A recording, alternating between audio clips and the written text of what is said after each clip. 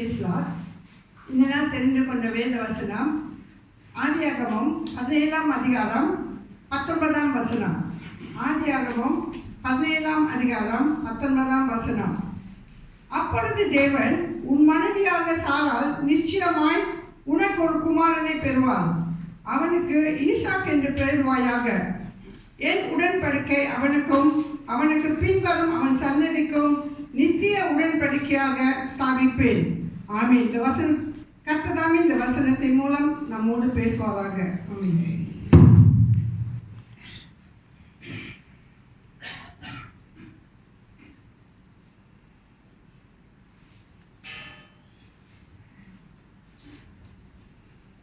Today's scripture reading is taken from the book of Genesis, chapter 17, verse 19. Then God said, "No, Sarah your wife shall bear you a son, and you shall call his name Isaac. I will establish my covenant with him for an everlasting covenant, and with his descendants after him." May the good Lord add his blessings upon the reading and meditation of his word for us today. Amen. கர்த்தருடைய பிரதான நாமத்துக்கு ஸ்தோத்திரம் உண்டாவதாக. மறுபடியும் தேவன் கொடுத்த மகாபெரிய கிருபைக்காக கர்த்தர் ஸ்தோத்திரம். இந்த அருமையான தாயார் தினத்தில் தேவன் அவங்களுக்காக வைத்திருக்கிற ஒரு பெரிய பொக்கிஷமான ஒரு ஆசீர்வாதம். இந்த அருமையான நாளிலும் வாசிக்கப்பட்ட அதே வசனத்தில் சாராளுக்கு கிடைத்த ஈசாக்கின் ஆசீர்வாதத்தை கர்த்தர் உங்கள் மேல் வைத்து வைப்பார்கள். ஒருவேளை இப்போது அவங்களுக்கு அந்த ஆசீர்வாதம் என்னன்னு தெரியாது. செய்தி முடிஞ்சதுக்கப்புறம் அது எப்படிப்பட்ட ஆசீர்வாதம், எப்படிப்பட்ட ஆசீர்வாதத்தோடு கூட ஒரு அபிஷேகத்துக்கு கூட நீங்கள் மத்தியிலிருந்து கடந்து சொல்வீங்க என்பதை நீங்கள் அறிந்து கொள்வீர்கள். கண்களை கூடி நம்ம ஜெபம் செய்வோம். நான் ஆவியானவர் பேசும்படிக்காக அப்பா அம்மை ஸ்தோத்திரிக்கலாம். அன்பும் இரக்கம் கிருபை நிறைந்த தகப்பனே, இது ஒரு நாளிலும் கூட தகப்பனே எங்களோடு கூட பேசும். நீர் கொடுத்த அந்த சத்திய வசனத்தின் மூலம் எங்களோடு கூட இடைப்படும்படிக்காக ஜெபிக்கிறோம். அப்பா, என் வாயுடைய கருவியாய் கொடுக்கிற பாவியானவரை நீர் எடுத்துக்கொள்ளும் பேசும். உடைய சத்தத்தை மாத்திரம் நாங்கள் கேட்க எங்களுக்கு கிருபை செய்யும். சகலத்தையும் உடைய கருத்தில் ஒப்புக் கொடுக்கிறோம், பொறுப்படுத்திக்கொள்ளும். சகல துதி கன மகிமை உமக்கு ஒருவருக்கே ஏறெடுக்கிறோம். இயேசுவின் மூலம் எழுதியிருக்கிறோம் எங்கள் ஜீவனில் வாழும் நல்ல பிதாவே. ஆமென். ஆமென். கர்த்தர் நாமத்துக்கு ஸ்தோத்திரம். வாசித்த வசனத்தை மறுபடியும் வாசிக்க கேட்போம். அப்பொழுது தேவன், மனைவியாக சாராள் நிச்சயமாய் உனக்கு ஒரு குமாரனை பெறுவாள், அவனுக்கு ஈசாக் என்று பெயர்வாயாக. என் உடன்படிக்கை அவனுக்கும் அவனுக்கு பின்வரும் அவன் சன்னதிக்கும் நித்திய உடன்படிக்கையாக ஸ்தாபிப்பேன். ஆமென். கர்த்தர் நாமத்துக்கு ஸ்தோத்திரம். வாசிச்ச இந்த வசனத்துக்கு நம்ம போகிறதுக்கு முன்பாக போன மாதம் இதோட ஃபர்ஸ்ட் பார்ட் நான் உங்களுக்கு ஷேர் பண்ணேன். எத்தனை பேருக்கு ஞாபகம் இருக்கு? ஆகாரை குறித்து உங்கள்கிட்ட ஷேர் பண்ணேன். உங்களுக்கு பிடிக்காட்டியோ ஆகாருக்கு அந்த காரியம் எத்தனை பேருக்கு தெரியும்? கை கொஞ்சம் தான் தெரியுது. நான் ஷார்ட்டாக காரியத்தை சொல்லிடுறேன்.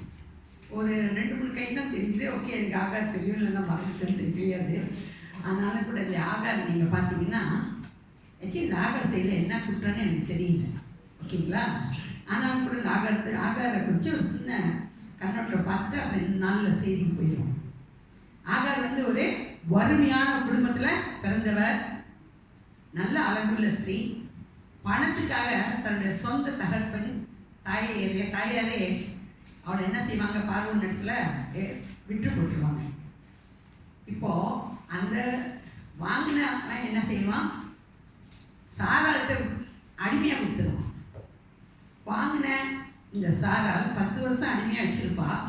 அதுக்கப்புறம் அவளுக்கு ஒரு தேவை, அவளை என்ன செய்வாங்க, தன்னோட சொந்த ஹஸ்பண்டுக்கே மறுமணியாட்டியாக கொடுத்துருவான். நீங்கள் பார்த்தீங்கன்னா அவளுக்குன்னு எந்த மனசும் கிடையாது. அவள்கிட்ட யாரும் எந்த காரியம் கேட்க மாட்டாங்க. வேணுமா வேண்டாவான்னு ஒரு பொருளை போல் எடுத்து கொடுத்துட்டே வருவாங்க. அவள் மறுமணியாட்டியாக போனதுக்கப்புறம் அவள் கர்ப்பவதியான பின்பு நீங்கள் பார்த்தீங்கன்னா சாராளோட ரொம்ப கடினமாக நடத்த ஆரம்பிப்பான். அவள் தாங்க முடியாமல் வீட்டை விட்டு ஓடி போயிடுவான். நான் ரொம்ப ஷார்ட்டாக சொல்கிறேன், நடுவில் நிறைய ஸ்டோரி இருக்குது. உங்களுக்கு நீங்கள் வாசிக்கும் போது அதை புரிஞ்சுக்கணும். ஓடி போகும்போது கர்த்தர் நேரடியாக இந்த ஆகாரோடு கூட இடைப்படுவார், பேசுவார்.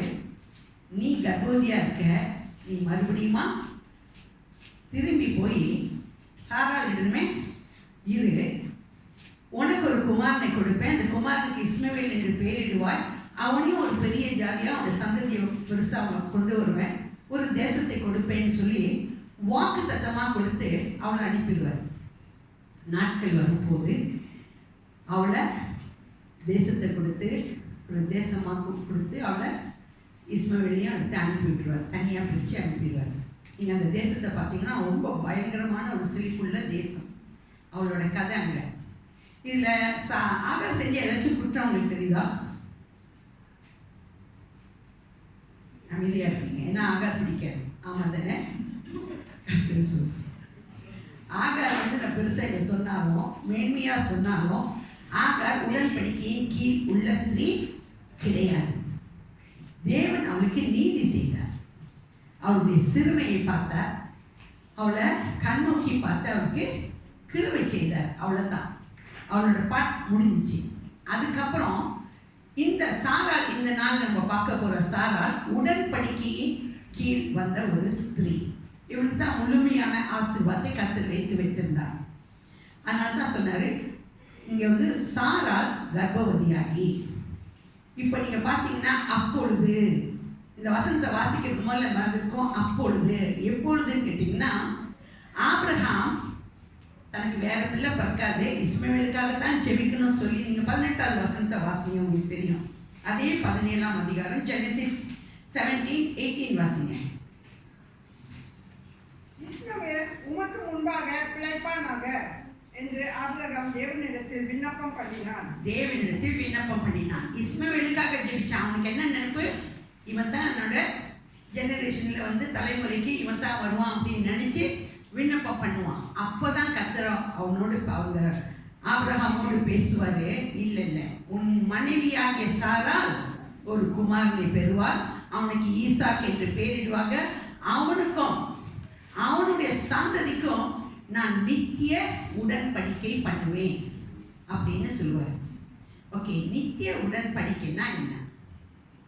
உடன்படிக்கை இல்லாதவ ஆகார். நித்திய உடன்படிக்கை பண்ணுவேன்னா என்ன? ஏன் உடன்படிக்கை செய்து கர்த்தர் ஆசீர்வதிக்கிறார்? நீங்கள் பழைய ஏற்பாடு படித்தாலும் புதிய ஏற்பாடு படித்தாலும் உடன்படிக்கையின் கீழே தான் கர்த்தர் நம்மளை அபிஷேகித்து ஆசீர்வதிப்பார். நீங்கள் எப்போ வாசித்தாலும் நீங்கள் பார்த்தீங்கன்னா உடன்படிக்கை, பழைய உடன்படிக்கை இருக்கு, புதிய உடன்படிக்கை, அந்த உடன்படிக்கை கீழே தான் ஆசீர்வதிப்பார். உடன்படிக்கைன்னா என்ன தெரியுங்களா? ஒரு மணவாளன் மணவாட்டியை திருமணம் செய்யும்போது ஒரு உடன்படிக்கை பண்ணுவாங்க. என்ன உடன்படிக்கை? மரணம் நம்மை பிரிக்கும் வரை பிறர் முகம் பாராமல் உனக்கே மனைவியாக இருப்பேன், உனக்கு கணவராக இருப்பேன். கரெக்டா? ஆனால் மனிதர்கள் மறந்து போயிடுவாங்க, நடுவில் பல காரியம் இருக்கும். ஆனால் கர்த்தர் ஒரு உடன்படிக்கை செய்தார், மரண பரியந்தம் அவரே மாற மாட்டார். அதான் உடன்படிக்கை. புரியுங்களா? ஸோ உடன்படிக்கை செய்து ஆசீர்வதித்தார்னா, இங்கே நித்திய ஒரு உடன்படிக்கை செய்கிறார்னா மரணம், அதாவது நித்தியமாக தலைமுறையாக இந்த ஆசீர்வாதம் அவர் கொடுத்த வாக்குத்தத்தம் அவர்கள் மேல் தங்கும். அதான் ஆசீர்வாதம். நீங்கள் பார்த்தீங்கன்னா சாராளுக்கும் வாக்கு இருந்துச்சு, ஆபிரகாமுக்கும் வாக்குத்தத்தம் இருந்துச்சு. சாராளுக்கு ஒரு குமாரனை பெறுவாங்கிற வாக்குத்தத்தம் இருந்துச்சு. அதுக்கப்புறம் ஆபிரகாம் பார்த்தீங்கன்னா வெளியே கொண்டு நிப்பட்டி வானத்து நட்சத்திரங்களை பாரு, அதை என்ன கூடுமானா அவ்வளோவா அவன் சந்ததி இருக்கும்னு சொன்னார். இன்னொன்று சொன்னார், கடற்கரை மணலை என்ன கூடுமானா உன்னுடைய சந்ததி அவ்வளவா பழகி பெறுவோன்னார். இப்போ இங்கே அவர்களுடைய பிள்ளையான ஈசாக்குக்கு ஒரு வாக்கு கொடுக்கிறார். ஈசாக்குக்கும் அவன் சந்ததிக்கும் நித்திய உடன்படிக்கை ஸ்தாபிப்பேன் என்று சொல்றார். அப்போ அந்த நித்திய உடன்படிக்கை எப்படிப்பட்டது? அந்த நித்திய உடன்படிக்கையின் ஆசீர்வாதம் எப்படிப்பட்டது? அதுதான் இந்த நாளைக்கு தாயார் தினத்துக்கு இந்த வசனம் வரணும்னு எனக்கு தெரியாது. சபைக்காக ஆயத்தப்படுத்தப்பட்டது. ஆனாலும் கூட கர்த்தர் ஸ்தோத்திரம், விசேஷமானவர்களாக இருக்கிறபடினால இந்த ஆசீர்வாதம் அந்த தாயார் தினத்துக்கு புறப்பட்டு வருகிறது. கர்த்தர் நமக்கு ஸ்தோத்திரம். நீங்கள் பார்த்தீங்கன்னா இந்த நித்திய உடன்படிக்கை மரண பரியந்தம் அவர் காத்துக்கொள்வார் அப்படின்னு சொல்லுது. இது இன்னொன்று ஊற்றின் ஆசீர்வாதம். இது ஒரு ஊற்றின் ஆசீர்வாதம்னா, ஊற்றுனா தெரியுங்களா, சின்ன ஊற்ற ஒரு மலையிலேருந்து புறப்பட்டு வரும். அது நாளடைவில் என்ன செய்யும், ஒரு நீர்வீழ்ச்சா மாறும். அப்போ இந்த ஊற்றின் ஆசீர்வாதம் ஆபிரகாமிலிருந்து புறப்பட்டு வருது. இப்போ இந்த நித்திய உடன்படிக்கை செய்த ஈசாக்கு இடத்துல அது நீர்வீழ்ச்சா மாறுகிறது. புரியுதுங்களா? ஸோ இதான் நித்திய உடன்படிக்கை அவர் ஸ்தாபிக்கும் போது ஒன்று சின்னதாக ஸ்டார்ட் பண்ணுவோம், அதுலேருந்து அந்த நீரூற்று பழுகி பெருகும், அதுலேருந்து நதியாய் பாயும். இதுதான் இந்த ஈசாக்கின் ஆசீர்வாதம். ஈசாக்கின் சந்ததிக்கும் ஆசீர்வாதம் இதுதான். அப்படின்னா தலைமுறைக்கும் தேவன் வைத்து வைக்கிற ஆசீர்வாதம் இதுதான். ஓகேங்களா? ஸோ நான் ஒன்றா கதையை சொல்லிடுறேன். நிறைய கதையை ஒவ்வொன்றுலையும் சொல்லலாம். இன்னைக்கு ஈசாக்கோட ஆசீர்வாதம் எப்படிப்பட்டது, அவர் கொடுக்குற இந்த ஊற்றின் ஆசீர்வாதம் எப்படியான மகிமையான காரியங்களை வாழ்க்கையில் கொண்டு வரும், அது கொஞ்சம் பார்த்துருவோம். ஓகே, ஜெனசிஸ் 26 வசனம் 12 to 14 வசனத்தை வாசிப்போம். Genesis chapter 26 12 to 14. ஈசாக்கு அந்த தேசத்தில் விதை விதைத்தான். கர்த்தர் அவனை ஆசீர்வதித்ததினால் அந்த வருஷத்தில் 100 மடங்கு பலன் அடைந்தான். அவன் ஐஸ்வர்யவனாகி வர வர விருத்தி அடைந்து மகா பெரியவனானான். அவனுக்கு ஆட்டு மந்தையும் மாட்டு மந்தையும் அநேக பணிவிடைக்காரரும் இருந்தபடியினாலே பெலிஸ்தர் அவன் பேரில் பொறாமை கொண்டு. போதும். ஓகே, நீங்கள் பார்த்தீங்கன்னா பெலிஸ்தர் பொறாமை கொள்ளும் அளவுக்கு அந்த தேசத்தில் அப்படின்னு போட்டு, அது என்ன தேசம்னா பஞ்ச தேசம். அந்த பஞ்ச தேசத்தில் தண்ணி இல்லை. எப்படி விளைய கற்றுக்காங்க, உன்னை விளைச்சி நாங்கள் போடு, விதையை போடுன்னு. அங்கே தண்ணி இல்லை. ஆனாலும் கூட தேவனுடைய வார்த்தைக்கு கீழ்ப்படிஞ்சு ஈசாக் அந்த விதையை போட்டனால நீங்கள் பார்த்தீங்கன்னா நார்மலாக அங்கே 100 மூட்டை கிடைக்கும் அந்த ஒரு வயலில் விதைச்சா. ஆனால் அவனுக்கு 100 மடங்கு கிடைச்சிச்சு. 100 times 100 இப்போ 10,000 மூட்டை அறுக்கக்கூடிய ஒரு அபிஷேகம், ஆசீர்வாதம். நீங்கள் பார்த்தீங்கன்னா இது அதுக்கப்புறம் பார்த்தீங்கன்னா அவன் துறவு நோண்டுவான். அந்த துறவும் கர்த்தர் ஆசீர்வதிப்பார். நடுவில் நிறைய பிரச்சனைலாம் வந்துகிட்டே இருக்கும். நான் ஷார்ட்டாக கொஞ்சம் அப்படியே கொண்டு போயிடுறேன். ஆனால் அத்தனை மத்தியிலையும் கர்த்தர் ஈசாக்கோடு கூட இருந்து அந்த அபிஷேகத்தோட ஆசீர்வாதத்தோடு கூட பழகி பெருகும்படி செய்தார். வர வர விருத்தி அடைந்தான். பெலிஸ்தர் பார்த்து பொறாமை கொள்ளும் அளவுக்கு அங்கே அவனுடைய ஆசீர்வாதம் காணப்பட்டுச்சு. இந்த நாளில் ஒரு விசேஷ காரியத்தை ஆவியானவர் சொல்கிறார். நம்முடைய சபையில் அநேகருக்கு இந்த வார்த்தையின் வாக்குத்தத்தத்தின் அபிஷேகம், ஆசீர்வாதம் அவருடைய வாழ்க்கையில கிரியை செய்யும். நீங்க எப்போ ஆமேன்னு சொல்லி அதை சொந்தமாக்கி கொள்கிறீர்களோ, when you receive it you will get. That's it. ஓகேங்களா? ஸோ அந்த ஆசீர்வாதத்துக்குள் கர்த்தர் நடத்துவார், அநேகரை நடத்த போறார். இது நிச்சயமான ஒரு காரியம். ஸோ இந்த ஆசீர்வாதம் இந்த ஈசாக் மேலே இருந்துச்சு.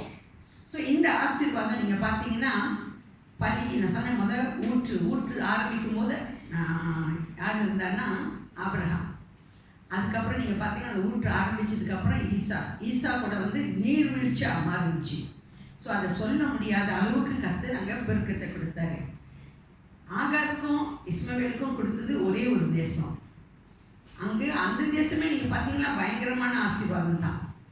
ஆனால் இங்கே ஈசாக்கு கொடுத்தது பல தேசங்களை கொடுத்தார். உலகம் முழுவதுமாய் கர்த்தருடைய மக்கள் பழுகி பெருகத்தக்கதாக அந்த தேசம் அப்படியே பழுகி பெருகுச்சு. ஓகேங்களா? எல்லாருக்கும் அந்த ஆசீர்வாதம் கடந்து செஞ்சிச்சு. இங்கே ஈசாக்கோட ஆசீர்வாதம் நடுவில் நிறைய காரியம் சொல்லணும், ஆனால் நான் டக்குன்னு சொல்லிட்டு போயிடுறேன். ஈசாக்கோட ஆசீர்வாதம் ஈசாக்குக்கு அப்புறம் யார் வந்துச்சு? கதை வாசிச்சுருப்பீங்க, நான் விசுவாசிக்கிறேன். ஜேக்கப் வந்துச்சு. உண்மையா யாருக்கு வரணும்? ஏசாக்கு வரணும். முதல் பேரான ஏசாவை தான் அந்த ஆசீர்வாதத்துக்கு வச்சிருந்தாங்க. ஆனா ஈசாக்கு யாருக்கு அந்த ஆசீர்வாதத்தை தெரியாம, ஏன்னா அவங்க வயசாச்சு, கண்ணு மங்கி போச்சு. அந்த வசந்த முதல்ல வாசிப்போம், அதுக்கப்புறம் நான் அந்த கதையை சொல்றேன். ஆதியாகமம் 27 வசனம் 30லேருந்து 38 வரைக்கும் வாசிப்போம். ஈசாக்கு யாக்கோப்பை ஆசீர்வதித்து முடிந்த போது யாக்கோப்பு தன் தகப்பனாகிய ஈசாக்கின் சமூகத்தை விட்டு புறப்பட்ட உடனே அவன் சகோதரனாகிய ஏசா வேட்டையாடி வந்து சேர்ந்தான்.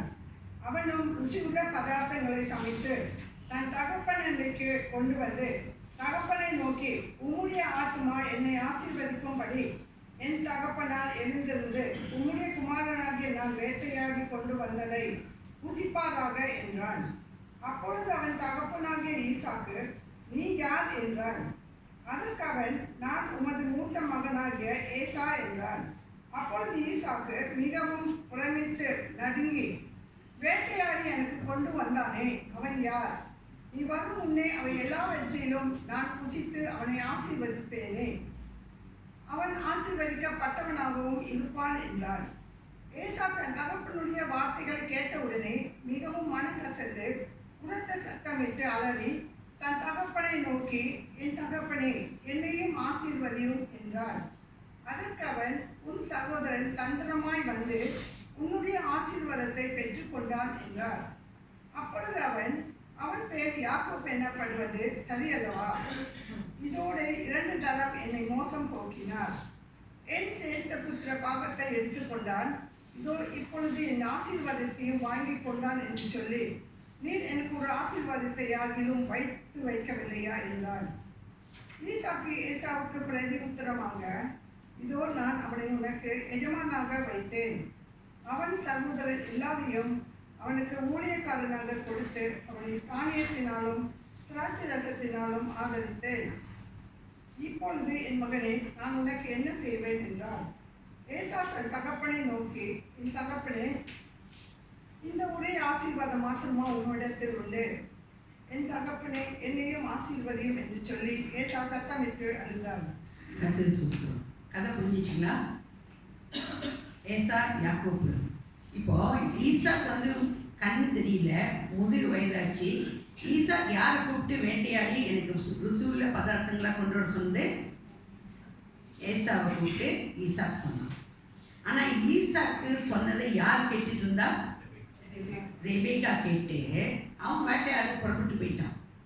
இப்போ யாக்கோப்பை கூப்பிட்டு, நீ மந்தையில் போயிட்டு ஒரு 2 சின்ன இலம் குட்டியாக 2 எடுத்துட்டு வா, நான் நல்லா ருசியுள்ள பதார்த்தமாக சமைச்சு கொடுக்குறேன், அதை கொண்டு போய் உங்கள் அப்பாட்ட கொடுத்து நீ ஆசீர்வாதத்தை எடுத்துவேன்னு. அவன் முதல்ல நீங்கள் பார்த்தீங்கன்னா ரொம்ப பயப்படுவான். அவங்க பிரதர் வந்து நல்லா ராமம் படுத்தவனாக இருப்பான். என்னை அப்பா தடையை பார்த்தாருன்னா ஆசீர்வாதத்தை கொடுக்க மாட்டார், நிச்சயமாக சாபம் தான் கொடுப்பாருன்னுவான். அது என்ன கொடுத்தாலும் சரி, அதை நான் வாங்கிக்கிறேன், ஆசீர்வாதத்தை மட்டும் நீ வாங்கிட்டு வான்னு சொல்லி அம்மா அனுப்பிடுவான். நீங்கள் பார்த்தீங்கன்னா அப்படியே யாக்கோப்பும் போய் அழகாக சொல்லி அந்த சட்டையெல்லாம் போட்டுக்கிட்டு எல்லாத்தையும் ஆசீர்வாதத்தை வாங்கிடுவோம். இப்போ ஏசா வருமா? ஏசா இப்போ கலங்கி நிற்கிறான். இந்த ஒரு ஆசீர்வாதம் மட்டும் தான் வச்சுருக்கேன், எல்லாத்தையும் கொடுத்துட்டியா அப்படின்னு சொல்லி கதறுவான், அழுவான். எனக்கு ஒரு கேள்வி, என்ன ஆசீர்வாதத்தை எனக்கு என்ன கேள்வினா, இந்த ஈசாக்கு என்ன ஒரு லோரி நிறைய பொண்ணும் வெள்ளியும் வச்சிருக்க அந்த டாக்குமெண்ட்ஸ், அதாவது நிலத்தோட டாக்குமெண்ட்ஸ் அதெல்லாம் எடுத்து தானியம் திராட்சை ரசம், நீங்கள் 37 ரசம் எல்லாத்தையும் கொடுத்துட்டேன், மொத்தமாக திராட்சை ரசம் தானியம் எல்லாத்தையும் அவன் ஒரு லோரி கணக்காக எடுத்து அவன் அனுப்பி விட்டானா?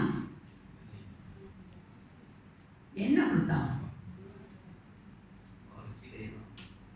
2 வசனம். அது கோலில், அந்த நாட்களில் டாக்குமெண்ட்ஸ்லாம் எழுத மாட்டாங்க, கோலில் அவங்க எழுதி வச்ச ஒரு 2 வசனம் தான் கொடுத்தாங்க. நான் செலவுப்பையும் அவங்க மத்திய சொல்லியிருக்கேன். ஆனால் ஒருவேளை 2 வசனம்னு சொல்கிறோம், அந்த வாக்கு தத்துவத்துக்குள்ள ஒரு 10 ஆசீர்வாதம் இருக்குது. ஓகேங்களா? ஆக்சுவலி அந்த வசனத்தை வாசிப்போம். அது நீங்கள் அடிக்கடி வாசித்து நீங்கள் அதை அறிக்கை செய்யும்போது அந்த ஆசீர்வாதம் உங்களோட வாழ்க்கையில் கிரியை செய்து நீங்கள் பார்க்கலாம்.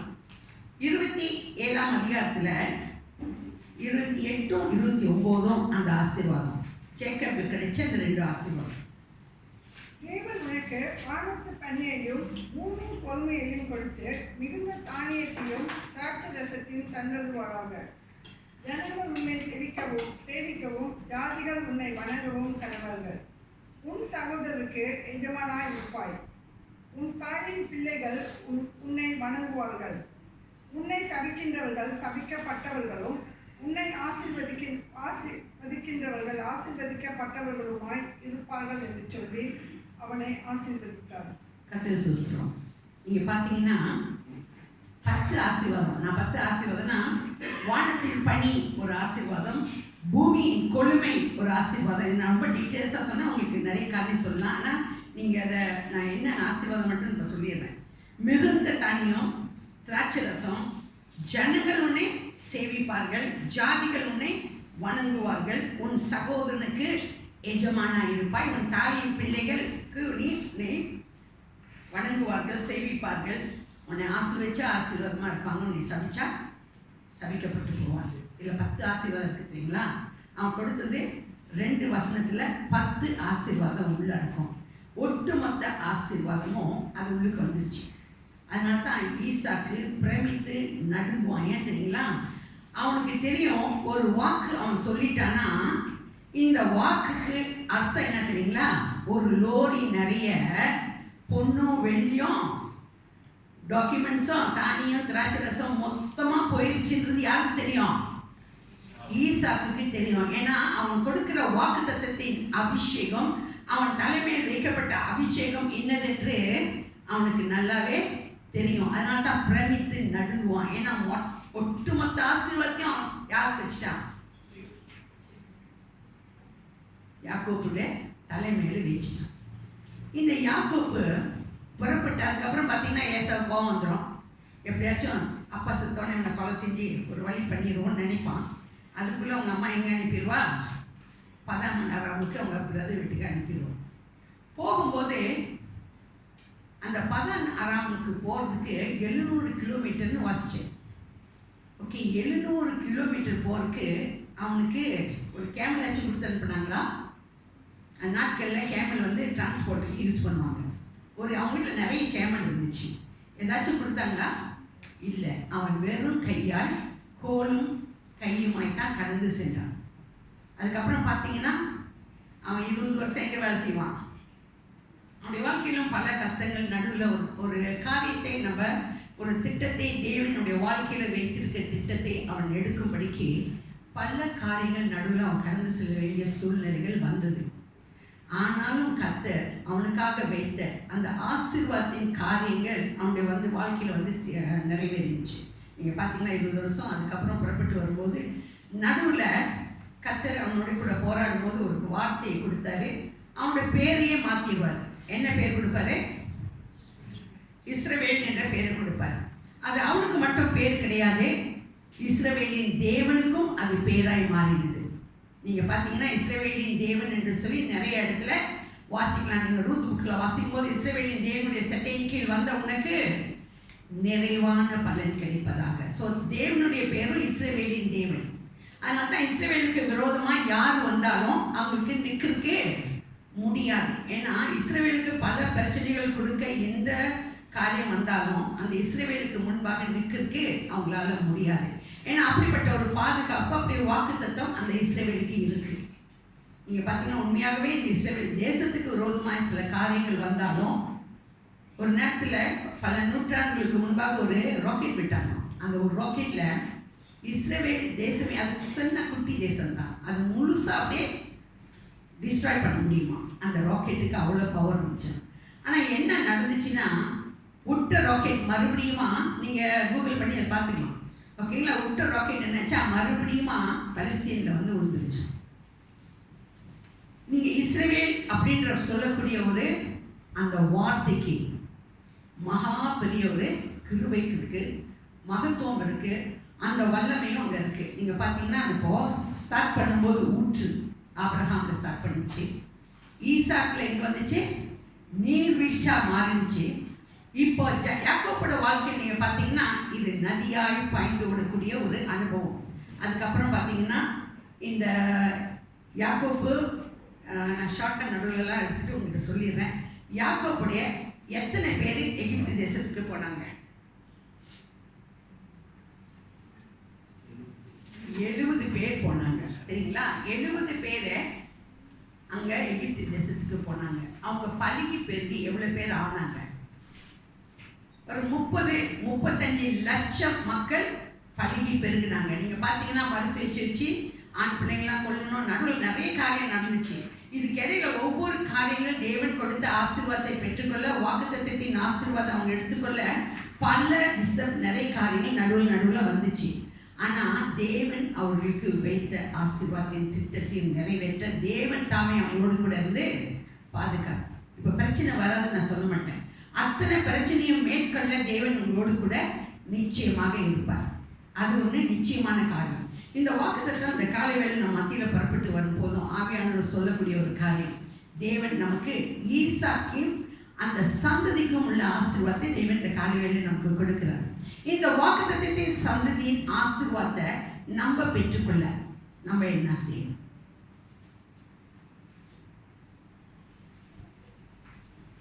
எடுத்து ஒரு வசனத்தை வாசிப்போம். சீக்கிரம் முடிச்சிடும். James chapter 3 verses 2 to 4. யாக்கோபு 3ஆம் அதிகாரம் வசனம் 2லிருந்து 4. நாம் எல்லாரும் அநேக விஷயங்களில் தவறுகிறோம். ஒருவன் சொல் தவறாதவனானான், ஆனால் அவன் பூரண புருஷனும் தன் சரீரம் முழுவதையும் கடிவாளத்தினாலே அடக்கிக் கொள்ளக்கூடியவனுமாய் இருக்கிறான். பாருங்கள், குதிரைகள் நமக்கு கீழ்ப்படியும் படிக்க அவைகளின் வாய்களில் கடிவாளம் போட்டு அவைகளுடைய முழு சரீரத்தையும் திருப்பி நடத்துகிறோம். கப்பல்களையும் பாருங்கள், அவைகள் மகா பெரியவர்களாய் இருந்தாலும் கடும் காற்றினால் அடிபட்டாலும் அவைகளை நடத்துகின்றவன் போகும்படி யோசிக்கும் இடம் எதுவோ அவ்விடத்திற்கு நேராக மிகவும் சிறிதான சுக்கானாலே திருப்பப்படும். கர்த்தர் ஸ்தோத்திரம். சொல்லிடுறி கர்த்தர் ஸ்தோத்திரம். நீங்க பார்த்தீங்கன்னா இந்த வசனத்துல குதிரைக்கு ஏன் கடிவாளம் போடுறாங்கன்னா, சரியான பாதையில அந்த குதிரை என்ன செய்யணும், நடத்தி செல்றதுக்கு. கப்பலுக்கு சுக்கான் பார்த்தீங்கன்னா, இப்போ காருக்கு சேலை மாதிரி ஒரு கப்பலுக்கு ஒரு சுக்கான் இருக்கும். அது ரொம்ப சின்னதாக தான் இருக்கும். ஆனால் எவ்வளோ பெரிய கப்பலாக இருந்தாலும் அதை கரெக்டாக செல்ல வேண்டிய இடத்துக்கு அந்த சுக்கான் என்ன செய்யுமா, கரெக்டாக அந்த திசைக்கு நேராக திருப்புமா. இந்த அடுத்த நீ வாசிங்க, நாக்கு. நம்முடைய இந்த எக்ஸாம்பிள் எங்கே கொடுக்குறதுன்னா நாக்கில் கொடுக்குறாரு. இந்த நாக்கு வந்து ஒரு தீ மாதிரி, ஒரு காட்டியும் கொளுத்திக்கூடிய ஒரு பவர் இருக்கு. ஸோ இங்கே 2 காரியம் 3 காரியத்தை சொல்கிறாரு. ஒன்று, குதிரைக்கு கடிவாளம் ஏன் போடுறாங்க, அதை சரியான பாதையில் நடத்தி செல்ல. கப்பலுக்கு சுக்கான் எதுக்கு கொடுக்கப்படுதுன்னா, அந்த இவ்வளோ பெரிய கப்பலாக இருந்தாலும் சரியான வழியில் நடத்தி செல்ல. நம்முடைய வாழ்க்கையின் பாதையில் தேவனுக்கு நேராக சரியான வாழ்க்கையை நடத்தி செல்ல நமக்கு கிடைக்கக்கூடியது அந்த வாக்கு தத்தத்தை எங்கே வைக்கணுமா, நம்முடைய நாவில் வைக்க சொல்கிறார். ஏன்னா அந்த நாவுக்கு பயங்கரமான சக்தி இருக்கு. ஒருவேளை நம்முடைய மொத்த சரீரத்திலையும் இந்த நாக்கு ஒரு சிறிய சரீரமாக காணப்பட்டாலும், சிறிய அவயமாக காணப்பட்டாலும், இந்த நாக்கு பயங்கரமான காரியத்தை இந்த வாழ்க்கையில் கொண்டு வர முடியுது. இந்த வாக்கு தத்தத்தை எப்போதும் நம்மள நாவில் வைத்து வைக்கும்போது என்ன நடக்கும் அப்படின்னு பார்த்தீங்கன்னா, இந்த சொல்கிற வார்த்தையின் ஆசீர்வாதம் அப்படியே நம்ம தலைமையில் வந்து தங்கும். இப்போ இந்த ஈசாக்கின் ஆசீர்வாதம் நம்முடைய வாழ்க்கையில் வரணும்னு சொன்னான். ஈசாக்குடைய ஆசீர்வாதம், அதுக்கப்புறம் தொடர்ந்து நதியாய் பாயக்கூடிய யாக்கோப்பின் ஆசீர்வாதம் நம்முடைய வாழ்க்கையில் வரணும்னு சொன்னால் நம்ம நாட்டில் இந்த வார்த்தையை வைத்து வைக்கணும்.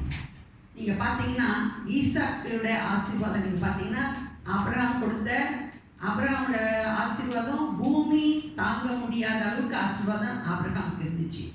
ஒட்டுமொத்த ஆசீர்வாதம் ஈசாக்குக்கு வந்துச்சு. அதுக்கப்புறம் ஈசாக்குக்கும் 100 மடங்கு ஆசீர்வாதம், அதுவும் அவனுக்கு பெரிய சம்பத்தாக இருந்துச்சு. ஆனால் இது 2க்கும் மேலே வாக்கு தத்தத்தின் ஆசீர்வாதம் எப்படி இருந்துச்சு தெரியுங்களா? நீங்கள் எடுத்து வாசிக்கலாம். 49:26 வாக்கு தத்தத்தின் ஆசீர்வாதம் எப்படி இருந்துச்சுன்னு தெரியும். ஆதியாகமம் 49:26. உன் தகப்பனுடைய ஆசீர்வாதங்கள் என் பிதாக்களுடைய ஆசீர்வாதங்களுக்கும் மேற்பட்டதாய் இருந்து நித்திய பர்வதங்களின் முடிவு மட்டும் எட்டி இருக்கின்றன. அவைகள் யோசேப்புடைய சிரசின் மேலும் தன் சகோதரின் விசேஷித்தவனுடைய உச்சந்தலை மேலும் வருவதாக. கர்த்தர் சொல்லுங்க. பார்த்தீங்கன்னா பிதாக்களின் ஆசீர்வாதத்துக்கு மேலாக வாக்குத்தத்தத்தின் ஆசீர்வாதம் அவன் தலைமையில் தங்கிச்சான். இப்போ யாரோட ஆசீர்வாதம்? ஆபிரகாமுடைய ஆசீர்வாதம், ஈசாக்கோட ஆசீர்வாதம். இவரோட ஆசீர்வாதம் பயங்கரமான ஆசீர்வாதம். ஓகேங்களா? எத்தனை தலைமுறை உட்கார்ந்து சாப்பிட்டாலும் முடியாதபடிய ஒரு ஆசீர்வாதம். ஆனா இது ரெண்டுக்கும் மேல, பிதாக்களுக்கு மேலான ஒரு ஆசீர்வாதம் எங்க வந்து தெரியுங்களா? வாக்குத்தத்தத்தை பெற்ற யாக்கோபின் மேல வந்துச்சு. ஸோ இந்த யாக்கோப்புக்கு கிடைச்சது 2 வாக்குத்தத்தம். ஒருவேளை நம்ம நினைக்கலாம் அந்த 2 வாக்குத்தத்தம் இவ்வளவு ஆசீர்வாதத்தை நம்முடைய வாழ்க்கையில கொண்டு வருமா? நமக்கு கேள்வி வரும். ஆனா அந்த வாக்குத்தத்தத்துக்குள்ள தேவன் வைத்திருக்கிற அதிசயமான பொக்கிஷங்கள் நிறைய. நீங்க ஒவ்வொன்றா நீங்க பார்த்தீங்கன்னா மிகுந்த காரியத்தை கொடுக்குறாரு, பொறுமையான காரியத்தை கொடுக்குறாரு, அதுக்கப்புறம் திராட்சை ரசம், எல்லாத்தையும் ஒவ்வொன்றா சொல்லிட்டே இருக்கிறார். இது தேவன் சொல்றது மட்டும் இல்லை, ஏன்னா வாக்குத்தத்தம் செய்தவர் மரண பரியந்தம். அதான் உடன்படிக்கை. அதான் அந்த காலைவேளை தேவன் ஆவியானவர் நம்மளோடு கூட பேசக்கூடிய காரியம். நித்திய உடன்படிக்கை. அதாவது என்ன சொல்றாருன்னா, மரணம் நம்மளை பிரிக்கும் வரைக்கும் நம்முடைய வாழ்க்கையில ஒருத்தர் கூட இந்த உடன்படிக்கையிலேருந்து நம்மளை என்ன செய்ய முடியாது? பிரிக்க முடியாது. ஒருவேளை நம்மளே பிரிஞ்சு போனாலும் கூட கொஞ்ச நாள் ஒருவேளை பிரிஞ்சு இருக்கலாம். ஆனா கரெக்டான பாதையில சரியா கொண்டு வந்து சேர்க்கிறதுக்கு ஒரு சுக்கானை பிடிக்கிறது போல, ஒரு கடிவாளத்தை போடுறது போல தேவன் போட்டு நம்மளை மறுபடியுமா கூட இந்த வாழ்க்கைக்கு தேவன் நம்மளை கொண்டு வந்து சேர்ப்பார். இந்த காலவேளை ஆவியானவர் பேசக்கூடிய ஒரு அதிசயமான காரியங்கள். இந்த ஈசாக்கின் ஆசீர்வாதம் சந்ததி சந்ததிக்காக பாய்ந்து செல்லும் ஆசீர்வாதம். இந்த காலவேளை நமக்கும் அந்த ஆசீர்வாதத்தை தான் வைத்து வைக்கிறார். விசேஷமாக நான் முதல்ல சொன்ன இந்த தாய்மாருக்கு இந்த ஈசாக்கின் ஆசீர்வாதம் கர்த்தர் வைத்து வைக்கிறார். இந்த ஈசாக்கின் ஆசீர்வாதம் சாதாரணமான ஒரு ஆசீர்வாதமே கிடையாது. இது தலைமுறை பாய்ந்து ஓடும். அதாவது நீங்க வச்சிருக்க ஆசீர்வாதம், ஒருவேளை இந்த நாளில் நீங்க கொண்டு போற இந்த அபிஷேகம் ஆசீர்வாதம் உங்க குடும்பங்களுக்கு, உங்களோட குடும்பத்தின் பிள்ளைகளுக்கு, அந்த பிள்ளைகளின் பிள்ளைகளுக்கு இந்த ஆசீர்வாதம் பாய்ந்து ஓடணும். எப்போ தெரியுங்களா? உங்களோட நாவுல அவருடைய வாக்குத்தத்தத்தை வைத்து வைக்கும் போது. அவருடைய வாக்குத்தத்தத்துக்கு எவ்வளவு பவர் இருக்குன்னு ஒருவேளை நீங்க இந்த வார்த்தைகளை எப்போதும் தியானிச்சு ரொம்ப சீக்கிரமா மனப்பாடம் பண்ண ஆரம்பிங்க. இந்த 2 வார்த்தைகள் ஒரு 10 ஆசீர்வாதம் உங்களுக்கு இருக்கு. நான் அடிக்கடி சொல்லக்கூடிய ஒரு காரியம், அந்த வார்த்தையை அப்படியே மனப்பாடம் பண்ணிருங்க. அதுல எத்தனை ஆசீர்வாதம் இருக்கு நீங்க ஒவ்வொன்றா தியானம் பண்ண இந்த 10 ஆசீர்வாதமும் நம்முடைய வாழ்க்கையில் இருக்குமானா 10 தலைமுறைக்கு உட்கார்ந்து சாப்பிட்றதுக்கு போதுமானதா? நீங்க தியானிச்சு பாருங்க எத்தனை ஆசீர்வாதம் இருக்கு. ஒன்னொன்னா நீங்க கைட்டி செய்யும் வேலை, உங்களோட ஆவிக்குரிய ஜீவியம், உங்களோட வாழ்க்கை அப்படிதான் ஒவ்வொன்றா ஆசீர்வாதமா இருக்கும். அதுக்கடையில் பிரச்சனை வராதுன்னு நான் சொல்லவே மாட்டேன். பிரச்சனைகள் வரும். இப்போ யாக்கோபோட வாழ்க்கையில பிரச்சனை வந்துச்சா இல்லையா? வந்துச்சு. 20 வருஷம் படாத பாடா இல்லையா? ஆனா தேவன் அவனுக்காக வைத்த ஆசீர்வாதம், வாக்குத்தத்தத்தின் ஆசீர்வாதம் சுதந்திரித்தானா இல்லையா? சுதந்திரித்தான். எவ்வளவு ஆசீர்வாதம்! பிதாக்களின் ஆசீர்வாதத்துக்கு மேலாக கர்த்தர் அவனை ஆசீர்வதித்து உயர்த்தினார். அவனுடைய சந்ததி நதியை போல பாய்ந்தோடிச்சு. உலகம் முழுவதுமா இப்ப கர்த்தருடைய பிள்ளைகள் நிறைந்திருக்கிறார்கள். எங்களோட ஆசீர்வாதம் தெரியுங்களா? இந்த யாக்கோபின் ஆசீர்வாதம். ஆனா புறப்பட்டது எங்க? ஆபிரகாமோட வாழ்க்கையில. அது பாய்ஞ்சி நீர் வீழ்ச்சா எங்க வந்துச்சு? ஈசாக்கோட வாழ்க்கையில. அதுல இருந்து புறப்படும் போது எங்க நதியா பாய்ஞ்சிச்சு? யாக்கோபு. அதாவது சந்ததியா விளங்குதுங்களா? ஸோ இந்த கால வேளை தேவன் நமக்கு கொடுக்குற ஆசீர்வாதமும் அப்படித்தான். இந்த நாளில் நீங்கள் இந்த வசனத்தை எடுத்து செல்லும் போது இந்த வசனத்தை மறுபடியும் நான் ஒரு 3/4 கதை மறைச்சிட்டு ஒரு 1/4 கதை தான் உங்கள்கிட்ட சொல்லியிருக்கேன். நீங்கள் நடுவில் போய் பார்த்தீங்கன்னா நிறைய வாசிட்டே வரீங்க. நடுவில் ஆவியானவர் நிறைய காரியங்கள் உங்களோட கூட பேசுவார். இதில் நிறைய செய்தி இருக்குது, ஒன்றுமா. ஆனால் முழுசா தேவன் கொடுத்த அந்த ஈசாக்கின் ஆசீர்வாதத்தை மட்டும்தான் நான் பொறுக்கி எடுத்து அப்படியே உங்கள் மத்தியில் சொல்லிட்டு போறதுக்கு ஆசைப்பட்டேன். நிறைய ஆசீர்வாதம் உங்களுக்கு வைத்திருக்கிறார். நிச்சயமாக இந்த காலை வேளையில இந்த விசேஷமாக தயார் தினத்தில் இந்த அபிஷேகம் தேவன் கொடுத்த வாக்குத்தத்தத்தின் ஆசீர்வாதம் குடும்பமாக செல்லும். குடும்பமாக இந்த வாக்குத்தத்தின் ஆசீர்வாதத்துக்குள்ள பிரவேசிப்பார்கள். கண்களை மூடி நம்ம ஜெபம் செய்வோம். அப்பா, ஸ்தோத்திரிக்கிறோம், நன்றி செலுத்துகிறோம் ராஜா. அருமையான நேரத்தில் கூட தகப்பனே, ஈசாக்கின் சந்ததி மேலும் ஈசாக்கின் மேலும் ஈசாக்கின் சந்ததி மேலும் நித்திய உடன்படிக்கையாக தந்த தேவன் நீரையா. அதே வாக்குத்தத்தத்தை இந்த கால வேளையில அப்பா எங்க சபைக்கு நீர் கொடுக்கிறபடினாலே உமக்கு நன்றி செலுத்துகிறோம் ராஜா. இதோ தலைமுறை தலைமுறை செழிக்கும்படி கர்த்தாவே உம்முடைய வாக்குத்தத்தம் இந்த காலை வேளை மத்தியிலே புறப்பட்டு வந்ததுக்காக உமக்கு நன்றி செலுத்துகிறோம். நாங்கள் அந்த வாக்குத்தத்தத்துக்கு இயேசுவின் நாமத்தை நாங்கள் சொந்தமாக்கிக் கொள்கிறோம் தகப்பனே. குடும்பமாய் சபையாய் கர்த்தாவே ஒவ்வொருவரும் இந்த வாக்குத்தத்தத்தின் ஆசீர்வாதத்துக்குள் நீங்க ஒப்புக் கொடுக்கிறோம். மகிமையான காரியங்கள் ஒவ்வொரு நாளும் காணும்படி செய்கிற கர்த்தர் நீரையா. இதோ அந்த நாளிலும் ஆவியானவரே நீர் கொடுத்த இந்த செய்தி அப்பா எங்கள் சபைக்காக நீர் வைத்திருக்கும் ஆசீர்வாதம் பெரிதான ஆசீர்வாதம் என்பதை நாங்கள் அறிந்து கொள்கிறோம் ராஜா. இது ஒவ்வொரு வாழ்க்கையிலும் கிரியை செய்ய போகிற இந்த ஆசீர்வாதத்துக்காக இப்போதே மக்கள் நன்றி மக்கள் நன்றி மக்கள் நன்றி என்று சொல்லுகிறோம் ராஜா. எப்படிப்பட்ட சூழ்நிலைகள் ஒவ்வொரு ஆளும் கடந்து சென்றாலும் நீர் வைத்திருக்கிற திட்டம், நீர் வைத்திருக்கிற வாக்குத்தத்தம் நிச்சயமாக நிறைவேற்றி தீர்க்கிற தேவன் நீராக இருக்கிறபடினாலே இந்த காலை வேளையிலும் Lord we receive it in Jesus name. All the promise Lord Jesus we receive it in Jesus name Lord. அப்பா ஸ்தோத்திரிக்கிறோம். மகிமையின் தேவனே உமக்கு நன்றி செலுத்துகிறோம். தொடர்ந்து கூட தகப்பனே எங்களுடைய ஆராதனையில எங்களுடைய ஐக்கியத்துல நீர் தாமே கூட இருந்து நடத்துகிற ராஜா. துதி கன மகிமை உமக்கு ஒருவருக்கே ஏறெடுக்கிறோம். இயேசுவின் மூலமே வேண்டி நிற்கிறோம் எங்கள் ஜீவனில் வாழும் நல்ல பிதாவே. ஆமென்.